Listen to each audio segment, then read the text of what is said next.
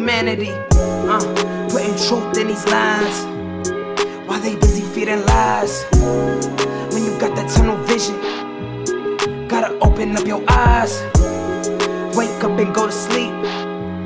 Man, I'm praying all times. And to my guys, ain't no other side. This for my brothers, I'ma pray we all shine. Lock the door. Go ahead, lock the door.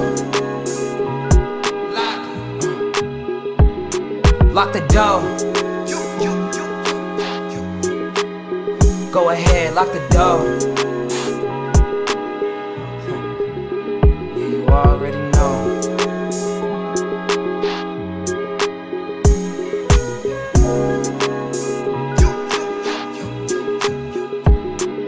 Depending on the lessons, some people eat, some people learn. But the game is gonna send you a bill. Lock the door. Special Belly Bell, the Hood Postman. I'm here with DJ Vegas. DJ Vegas, where did you grow up first and foremost? Grew up right here. In this house? Born and raised. Born and raised. Yeah, this is my parents' home, the family home. And then I purchased the house next door. What was your first introduction to music? My older brothers and sisters, back then, when TV was black and white, you used to have them little shows, the Van Dyke show and all that. And you see, the Supremes, performing. And, as a kid, my male hormones, oh, look at them fine women, Mary Wells and all that. Music is the international language. Confucius once said, if you want to understand the society, listen to the music they listen to. That's what Confucius said. Listen to the music of the society. And that's a great point. When I was growing up, man, we used to dance remember we used to dance for all the older people. And you notice back then we was in better shape. We was a lot better shape. Yeah. A lot better shape. You'll get a six-pack for dancing. That was your workout. Climbing fruit trees. Yeah. Yeah. Hopping fences and all that. So DJ Vegas, how many albums you got here? Just let's take a guess. I know you said it before, but around about in the 80s or the early 90s, I had counted them. And the way I counted them by crates. There's so many, it's like 40, it's like 50 albums can fit in the LPs can fit in the crate.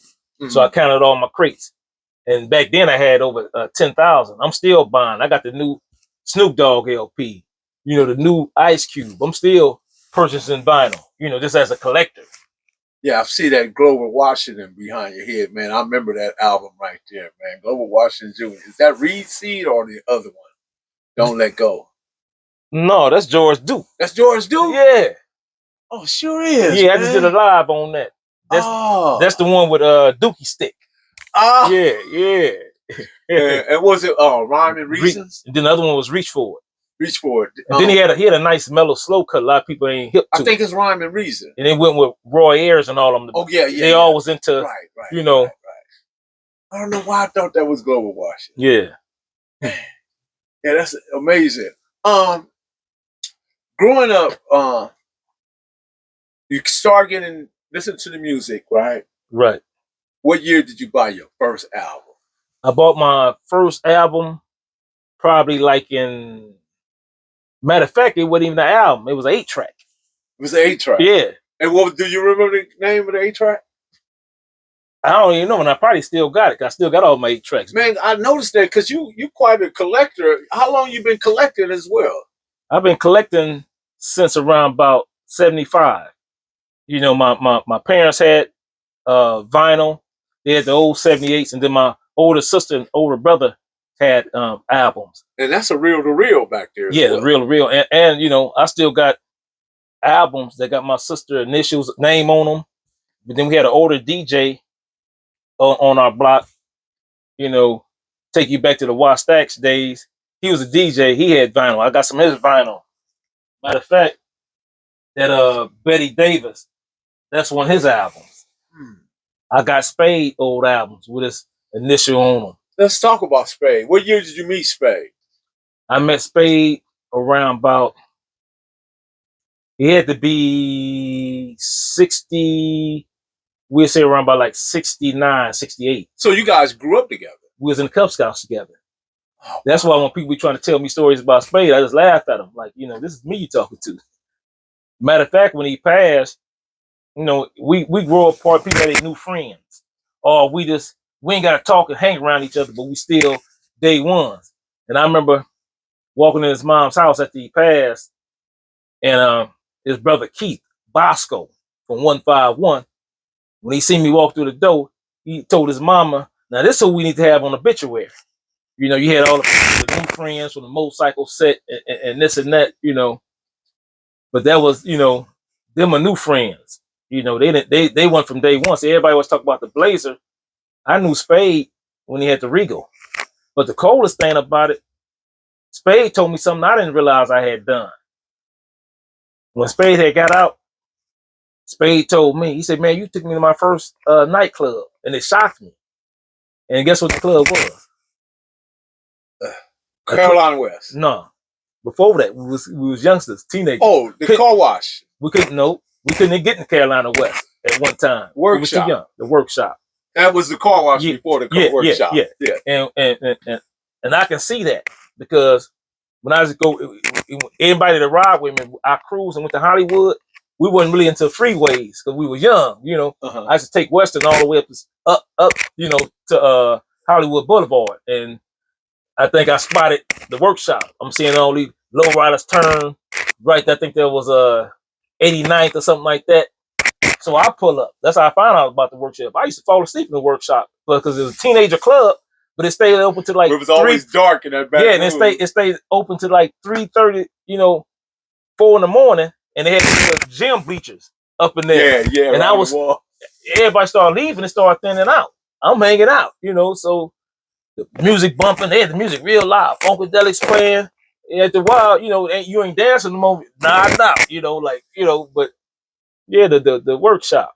You I don't know why that funk and the cool thing about it here, I am a young kid from Compton, hanging out at the workshop. You know, so that's how I started getting in a relationship with a lot of people. I remember the Funk and Telekey, man. I don't know why that record sticks out to me. Being in the workshop, they used to play Funk and Telekey a lot. Yeah. There's a lot of cuts they played back then off them albums that we don't even play. Nobody don't even pull up playing. Right. You know. Right. So growing up with Spade, what drew you to the DJ? Was it Spade or did you just gravitate towards it yourself? Well, I was always into music, and then we all hung together. But Spade was doing it first. A lot of people don't give Spade his credits. His dad stayed in New York. So he was on vacation, summer vacation, he would go to New York. And then Spade would you know, learn that craft and brought it back. When Spade first came back, that's with history that, right there. He wasn't scratching and mixing. You know what we was doing? We was getting an 8-track tape and we'll pause it and make a mix off of pausing. We'd catch a little certain section of the hook or the track, and we'd pause it. Then we record again and kept on doing that. So that was our mix on 8-track tape and cassette. Spade used to bring mixed cassettes from the radio stations out there. Then he started getting his equipment, you know, mixing and scratching. You know, I never would have knew that if I hadn't got it straight from you. I mean, because I always wondered, how did that mixing and scratching get to Compton? So when he was doing it, I'm like, man, you messing up the records. I ain't about to mess my records up. Matter of fact, the last time he got out, he came over here and reinvented himself with the music because I had all the records. He had been gone. So he'll come over here and make his mixes. And I would, you know, my mom's, you know, turn it down. Now I tell him, I think at that time I had my 4. I'm like, man, I'm gone. I'm finna go hit some corners. Just close the garage and lock it when you leave. Make sure you put all my albums back where they go. Because see, a lot of his albums, he wouldn't put them back in the sleeve because he was a DJ mixing and scratching real quick. I didn't want to do that. So, you know, I try to take care of mine and handle them, you know, different. And then how I end up with a lot of his stuff is when the duplex burnt down, I took all the vinyl. And then the same thing with Todd. Todd used to stay. Toddy T? Yeah, he was raised up around here, around the corner on the pillar. That's the battle round guy. Yeah. So same thing with him. He wasn't spinning vinyl no more. Hey man, I need such and such and such and such. Man, go over there. I got his crates, you know. Like I had brass construction, get up to get down, but I needed 2 copies. Now I probably got 4 copies. So, you know. Yeah, this is history right here, man. This is real Compton history, y'all. With Belly Bell, Professor Belly Bell, the Hood Postman, and DJ Vegas. He's running through the history of my guy, Master Spade, and also he added Toddy T to the red. So when we had DJ Star, Mr. Master Ken, I don't want to leave them out. Mr. Master Ken, DJ Star. Then we had another cat named Casper. You know, he would rap like a vampire. He was cold, real smooth. He's on. Did you rap any? Yeah, I rapped a little bit. You know, it was on one of the mixtapes, but I just, man, I'm just gonna say the hustle epidemic hit Compton, and cats was buying nice cars and fly. So I had to do what I'm not, you know, I would go there, and then I was into low ride. I always been to that. So what I would do, I would go there, they'll make me a mixtape, I'll make my little money, and I'm gone. Now I'm headed to Crenshaw, whatever. You know, I just was riding. You know, work during the daytime and hustle whatever I gotta do while I'm charging my batteries, then I'm gone. How did you get the name DJ Vegas? Cali Miners, baby. Proof of grind all the time. Music money. Got a dollar sign. Hub City. I'm a street nigga. Streets fuck with me. I'ma keep pushing products till the fans get me. It's guap off top. Diamond Cartier. That nigga wall won't give a broke bitch the time of day. They see me climbing. They see me shining. That's hard work. Proof of grinding. New money got me tipping in that 550. Ali, bad man, and I'm so pretty. I got that tech with me. That's my hater sprayer. Go big, grind now, nigga, play later. What can I say? I'm addicted.